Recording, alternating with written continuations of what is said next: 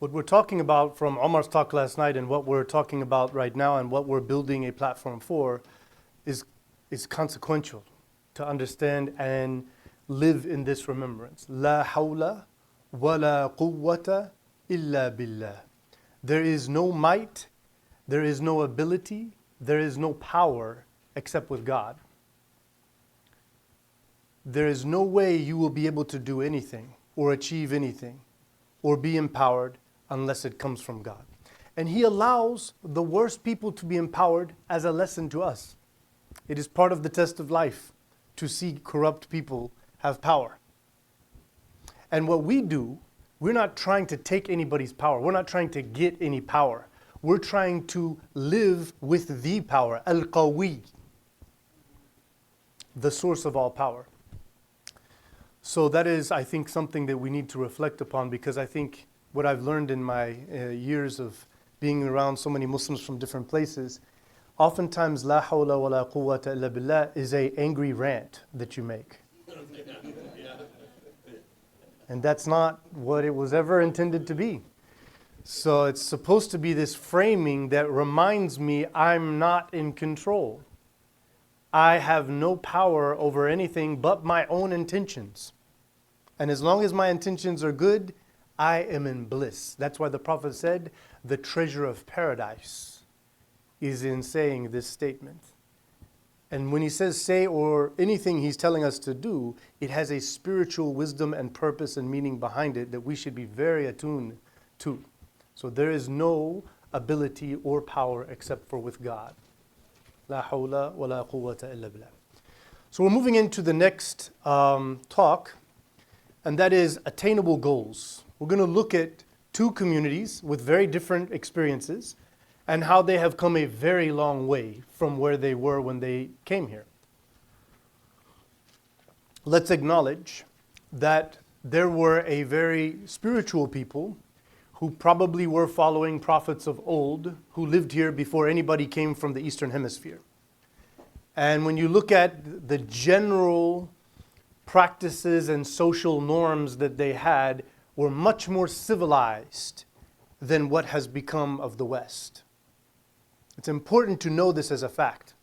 This is not a woke talking point. This is a fact. When you talk about civilization, working for the best interests of the collective, using what you know to help people, this is something that we need to reflect. That genocide that took place of the natives here, they said that we're talking about 18 million, some said up to 50, 60 million, and now it's 3.2 million in the entire Canada and America who would say, I am a native indigenous person, right? Over 500, 600 years. So we're going to talk first about the Jewish community and their experience here.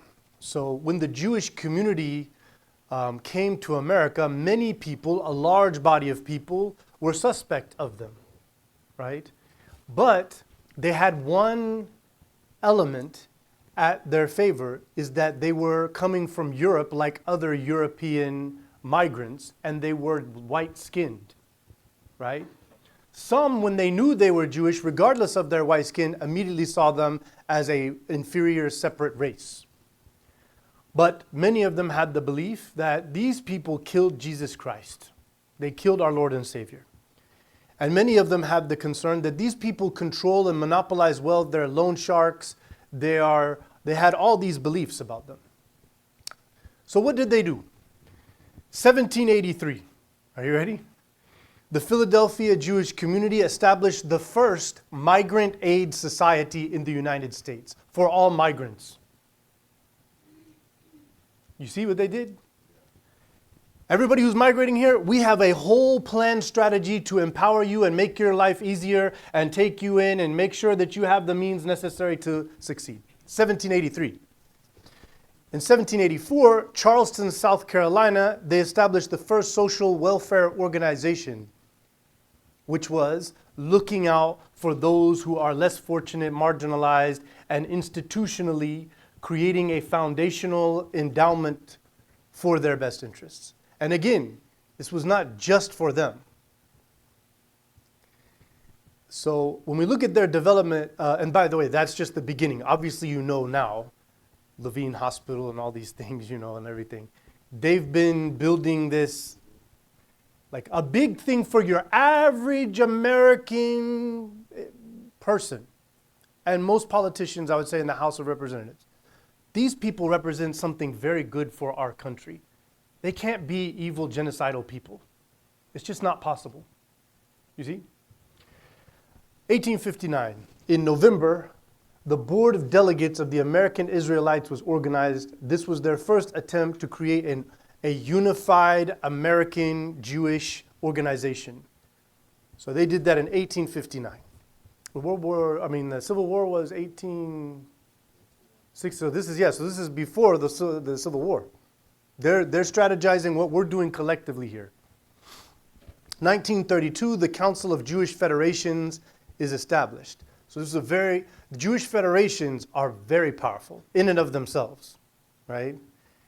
I've been to Jewish Federation in Tulsa, Oklahoma. I've been in Miami, and I've been here in Charlotte. It's something to behold, the whole entire institutional system. What it is basically, in the city where they're at, they find all of the most important elements, and they make sure they have synagogues on their property. They make sure they have retirement homes on their property. They make sure they have community service elements on their property. And then they make sure there's offices for every single important Jewish element of that city. That's the Jewish Federation. 1927, the survey of 1927 showed that there were 9,700 towns and rural districts with 4.2 million Jews in America. That's 1927. The 2024 estimate of the population of Jews is 7.3 million. That's a different disparity. They would say, okay, many of them went to Israel, but I've looked at that, it's not that many. You know, about a couple 100,000, okay? Most of them are very comfortable here because this is the most safest place in the world for them. They are the most empowered people in this country as any group, okay? Nobody can deny that, right? So the American population went from 122 million back then to 340 million now. So the general American population has tripled. So for them to less than double, and I remember Sohaib Webb told me, whenever he was in Boston, he was at some conference of interfaith meeting, and he talked about how ISNA is saying that we may be 9 million people. And he said at the break, the rabbi came to him and said, considering what you guys are going through as a community, you don't want to overestimate your number. You want to lower your number, because then you're the small minority who's fragile. And I mean, so the people seem to be like, well, how are they and everything? There's probably maybe 12, 13 million Jews here, easily, right? But they're coming in at like half of that because that helps the framing. And we don't have official census in this country that is related to religion. It's all guesstimating and poll societies. 1955, the Conference of Presidents. Just look it up. The Conference of Presidents still exists today. This is now the ultimate. This is beyond federations. Jewish federations is one among many. AIPAC, Hadassah, Hillel, every single organization of Jews in America is part of this thing. Their leadership regularly meets, and they align their entire leadership, right? Except for those Jewish Voice for Peace, the True Torah Jews, and the non-Zionists. They got booted out a long time ago. Okay. Localizing their theological institutions. This is another thing, and I couldn't find the book, but Sohaib was telling me that he knows of a book that a rabbi wrote, how it was so important. There was a huge shift in the identity of Jewish Americans when they established, in 1875, the Hebrew Union College of Jewish Sciences was there. And so that's basically a seminary. That was 1875. And so they were talking about how once that was established, having these foreign rabbis who don't speak good English, who can't relate to the congregation of those who are born here, it became very difficult to cultivate your society. It became very difficult to build upon that model. So having people learning here changed everything. People they could relate to, who understand them, their dynamic, what's going on, and so forth. So 1925, the Synagogue Council of America was organized. So, and they actually relate the reform, which is basically, Judaism is mostly a culture and a tradition and a history, and you can choose to believe whatever you want from the Torah or not. That's Reform Judaism. You can eat ham sandwiches, you can break the Sabbath, you can, whatever, right? That's Reform. Then there is Conservative, which is we're modern, we're American, we're part of life, but there are laws and specific identity-based, scriptural basis things. We need to stick to those. But we can wear suits and ties. We just have to wear our kippah. And then you have Orthodox, which are kind of very exclusivist. We are amongst ourselves. We're our own thing. We're not trying to be part of the bigger picture. But they all work together, which we're not able to do. So this is where I can tell you I have transformed on this. I remember as a new Muslim, people would present this. As Muslims, alhamdulillah, we don't have Methodist, Lutheran, Baptist, and all of that. I can see the point here if that's dividing, but if that's just simply a way of uniting, then I don't see the problem on it, right? But being able to create a model where all of the different mosques are somehow connected in their understanding of process and functionality and ideal methods of administration and organizational management and sharing experiences and knowledge and troubles and difficulties, having imams and scholars being placed strategically, pooling the money so that a new startup mosque can have a proper full-time imam.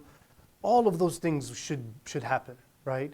We will be in a way better situation if we're able to do that, right? So when you talk about Jewish industry in America, it's across the board. They have succeeded in everything they have done and reached the top. And you know how they did it? They do it for each other. That's what they do. They look out for each other. Here's probably the crux of it. 1792. Ephraim Hart played a key role in establishing the New York Stock Exchange, the beginning of Wall Street.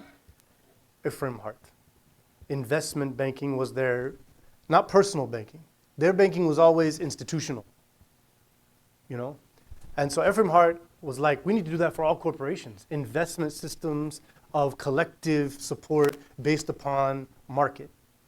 1914, Paul Warburg, one of the main advocates of the development of the Federal Reserve. So Paul Warburg was on that Jekyll Island meeting, and he was a board member of the initial Federal Reserve, 1914. 1948, Brandeis University, the first secular Jewish established and run college in the United States. So they've established foundation banking, scientific, invention, corporations, colleges, hospitals, libraries, political organizations, social projects, charitable objects, media, agency, producers, actors, directors, comedians. They are looking to innovate and reach the top at everywhere they go, and they believe that that is important for them to support their community in the process, right? We have a lot of resources, but we have to be thinking in the right way if we're going to achieve it. And that starts locally. Alhamdulillah, the Muslim Chamber of Commerce, the Charlotte Muslim Caucus, these are huge steps. This is awesome. This is great steps. But those steps cannot be haphazard. Well, we know we're supposed to be doing this. Let's just put it together. We need to make sure we're holding each other to excellence. What are we doing? What's the goal? How have we reached that goal? Where are we at? Where are we going? Why? How are we going to do this? How do we know this will succeed? What's the method others have used to succeed in this? Right? So I was talking with one of the board members one time, and the brother was like, okay, you're talking about, okay, do this and do that, but like, which mosque is doing that? I said, unfortunately, those that are achieving like the prophetic mosque are mostly churches and synagogues. If you look at how the Prophet's mosque was, how they operated there, what they were doing, what the thing was like, okay, you'll find very good models that represent that in churches and synagogues here. You'll find very little, if any, mosques doing that, right? And so when nobody's saying take somebody else's beliefs, that is, I don't know why anybody would even begin to think such a thing. We're talking about a system of operation, right? So, yeah, their whole thing is communal support, lift each other up. Let's talk about the African American experience. They brought here through a brutal transatlantic slave trade that was just dehumanization, complete terror, just delegitimizing their humanity. So there's an important point that we need to all know and remember and own. Because in the black community, across the board, the Nat Turner and the John Brown revolts are respected and honored as noble. So Nat Turner and John Brown were violent opposers. They militarily sought to kill all of the plantation owners and those that are supporting the enslavement, and they taught by any means necessary. And their policy was, unless you know this is like a Quaker ally, then you should never trust anything a white person says, and know that if he leaves your presence, he will bring the rest of them to kill you. So you have to kill him. That is a part of American history that the black community holds as pride, dignity, okay? In another country where somebody says, we've been treated this way for 75 years, and we can't trust anything they say and do, we have to find any way to fight back to gain our freedoms, to prove our dignity after so much dehumanization. You cannot, as an American, honestly say that that is terrorism.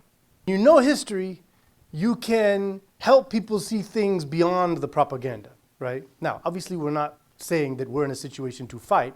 We're simply making the point that that is a part of our history, right?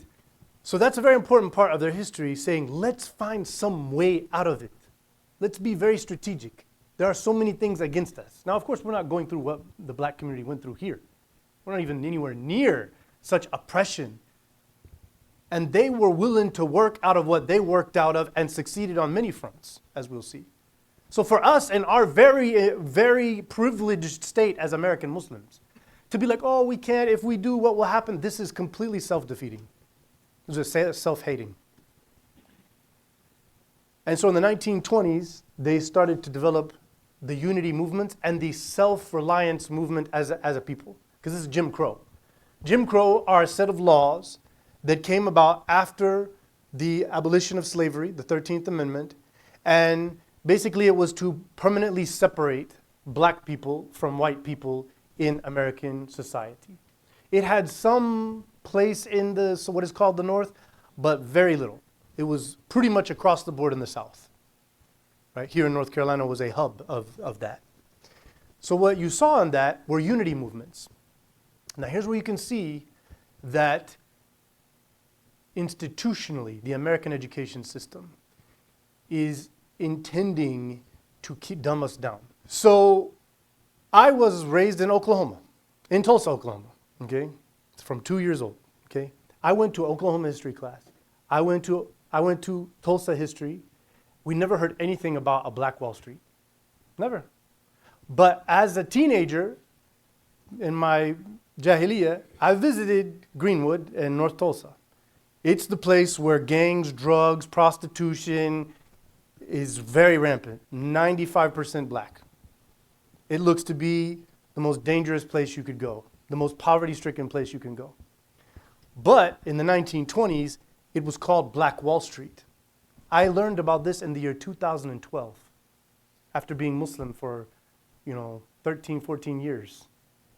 And then I learned that Greenwood was an industrious people walking around suits and ties, all kinds of business, Route 66, railroads, importing, exporting. When the United States white people with their stock exchange and whatever those people have done was failing and they were all poor, these people were thriving. All black community. They used that central place in America as a very strong way to import and export and build and show and prove. You had all kinds of, there's black and white videos you can find of a very advanced, civilized community that are very educated, that are very professional. one kid who was running an elevator downtown about couple miles away from the center of Greenwood. He's running an elevator at a nice place. Some white lady said that he advanced at her, and then he was put in jail and beat, and then they tried to protest, and it became a big deal. And there were small puddle jumper airplanes that carried massive tar balls that they put the gasoline on, and they just destroyed the whole thing. And the reason why I found out about this in 2012 is because they found mass graves of hundreds of people that are not recorded all over the place. So it's just like a kid growing up in America does not learn anything about the golden age of Islam and Andalusia and Qurtuba and Harun al-Rashid and women's empowerment through the Khilafah of Othman Dan Fodio in Africa.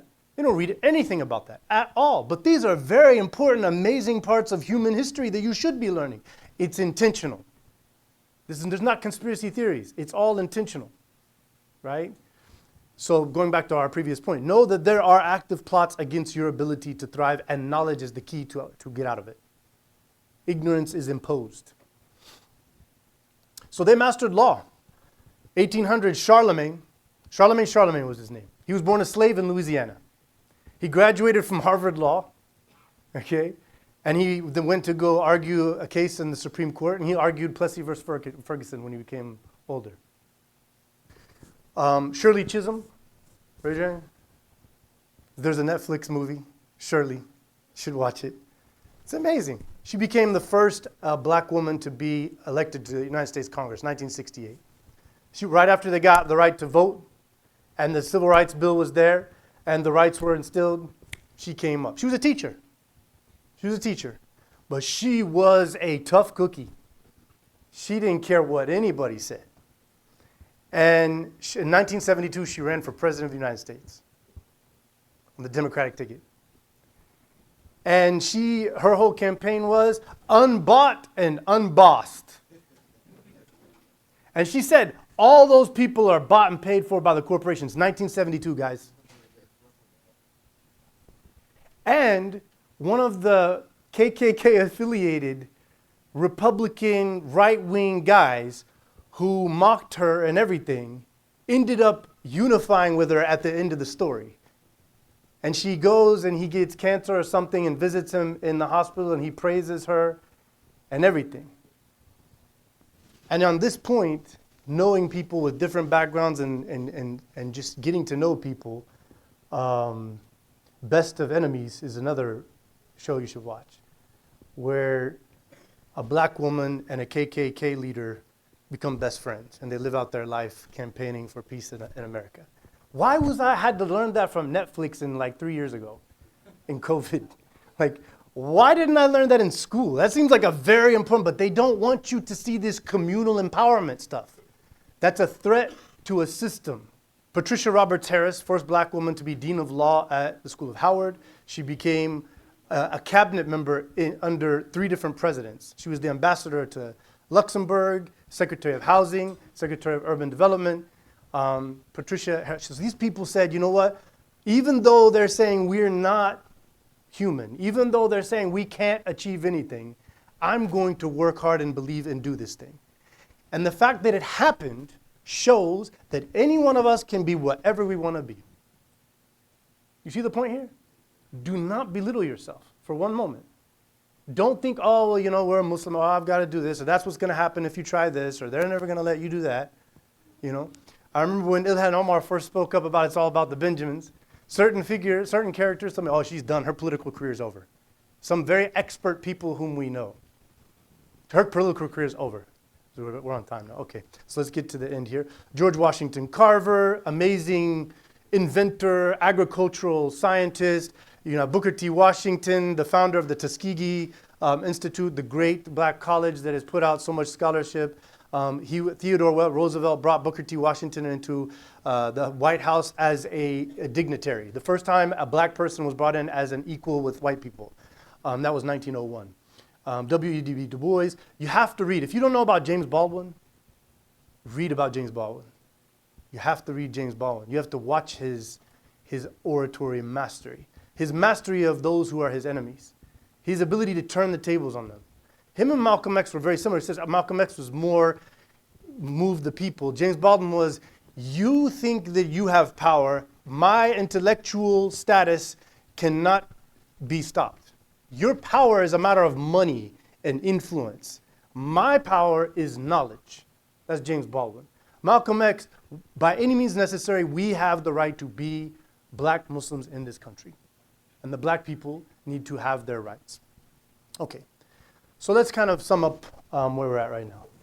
So we're not using our resources towards a big picture vision, like a long-term strategy.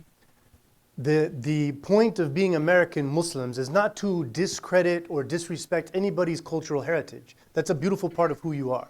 But coming to live here and choosing this place as your home with your kids, you should go all in. This is my country. I'm American. This is my country. I have every right to be here. أَنْتَ حِلٌّ بِهَذَا الْبَلَدِ. Many scholars said this means you, O Muhammad, oppressed in Mecca, have every right to be here, and you, O believer, anywhere you are, have every right to be where you're at. At the end of the day, we're working for God. God created us, provided for us, and has called us. We're answering His call. We do that knowing where our passions and interests and knowledge and skills exist, and then we complement those that have other arenas around us and then work together as a collective.